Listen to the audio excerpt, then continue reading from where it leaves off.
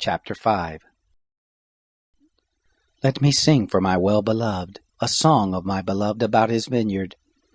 My beloved had a vineyard on a very fruitful hill. He dug it up, gathered out its stones, planted it with the choicest vine, built a tower in its midst, and also cut out a winepress therein. He looked for it to yield grapes, but it yielded wild grapes. Now, inhabitants of Jerusalem and men of Judah, please judge between me and my vineyard. What could have been done more to my vineyard that I have not done in it? Why, when I looked for it to yield grapes, did it yield wild grapes? Now I will tell you what I will do to my vineyard. I will take away its hedge, and it will be eaten up. I will break down its wall, and it will be trampled down. I will lay it a wasteland. It won't be pruned nor hoed, but it will grow briers and thorns. I will also command the clouds that they rain no rain on it. For the vineyard of the Lord of hosts is the house of Israel, and the men of Judah his pleasant planting.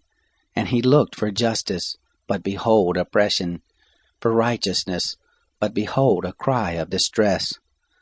Woe to those who join house to house, who lay field to field until there is no room. And you are made to dwell alone in the midst of the land. In my ears the Lord of hosts says, surely many houses will be desolate, even great and beautiful, unoccupied. For 10 acres of vineyard shall yield 1 bath, and a homer of seed shall yield an ephah. Woe to those who rise up early in the morning that they may follow strong drink, who stay late into the night until wine inflames them.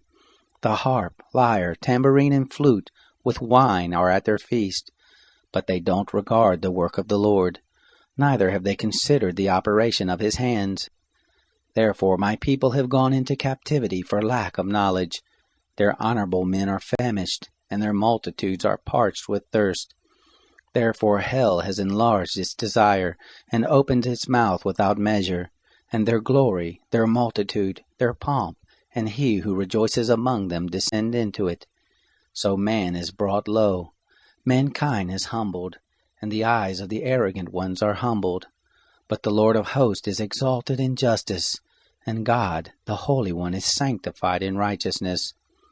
Then the lambs will graze as in their pasture, and strangers will eat the ruins of the rich. Woe to those who draw iniquity with cords of falsehood, and wickedness as with cart rope, who say, let him make speed, let him hasten his work that we may see it, and let the counsel of the Holy One of Israel draw near and come that we may know it.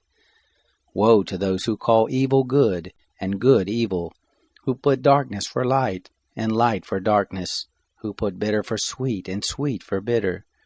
Woe to those who are wise in their own eyes, and prudent in their own sight. Woe to those who are mighty to drink wine, and champions at mixing strong drink, who acquit the guilty for a bribe, but deny justice for the innocent. Therefore as the tongue of fire devours the stubble, and as the dry grass sinks down in the flame, so their root shall be as rottenness, and their blossom shall go up as dust.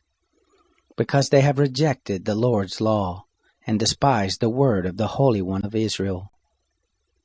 Therefore the Lord's anger burns against his people, and he has stretched out his hand against them, and has struck them. The mountains tremble, and their dead bodies are as refuse in the midst of the streets. For all this his anger is not turned away, but his hand is still stretched out. He will lift up a banner to the nations from afar, and he will whistle for them from the end of the earth. Behold, they will come speedily and swiftly. None shall be weary nor stumble among them.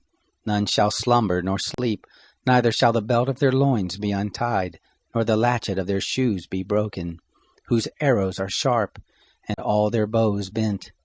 Their horses' hoofs will be like flint, and their wheels like a whirlwind. Their roaring will be like a lioness. They will roar like young lions. Yes, they shall roar, and seize their prey, and carry it off, and there will be no one to deliver. They will roar against them in that day like the roaring of the sea. If one looks to the land, behold darkness and distress. The light is darkened in its clouds.